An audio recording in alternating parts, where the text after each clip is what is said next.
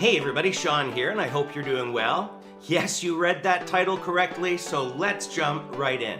And special thanks to Mark Scott for sharing this. The video we're looking at today is Bobby Connor talking about the hordes of hell. If you don't remember Bobby, he's the guy that's personally met God, Jesus, angels, demons, and Satan. Oh, and he spoke a squirrel into existence. Yeah, that's something that only God can do. Not to mention, false teacher Todd White promotes him in this interview where Bobby says God told him to swear. So today's video of lies should come as no surprise. I don't know. I got caught up into the heavens. Now I'll just tell you, this is an absolute experience. I got caught up into heaven, and it's wonderful. I'm with God. And he does something like this and blows away where you can see through the third heaven where the devil is. Third heaven where the devil is.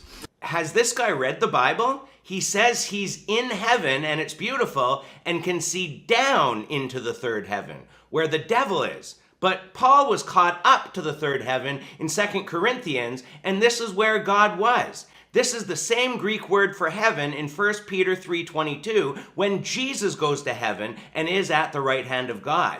Without going into too much detail, the first heaven is considered the sky above us, the second heaven is outer space, and the third heaven is where God dwells, and this is referred to as paradise.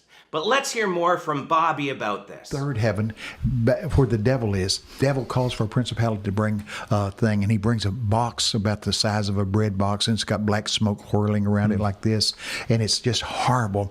And this all hell's excited over the devil summoning this principality, and he opens this box, and there's a mechanism in there, some kind of a key that's going to unlock the hordes, some evil forces we've not seen before. And I'm up in heaven, and I'm watching this take place, and all of hell is excited, just trembling with excitement. Okay, we have to remember that nobody is in hell yet, and there isn't going to be any excitement for those that are there. But hey, it makes his story more interesting. And this principality takes the key and he starts flying back to earth. And he's flying like this, and he flies into the side of a mountain that looked like the Badlands. I'm not sure where it was.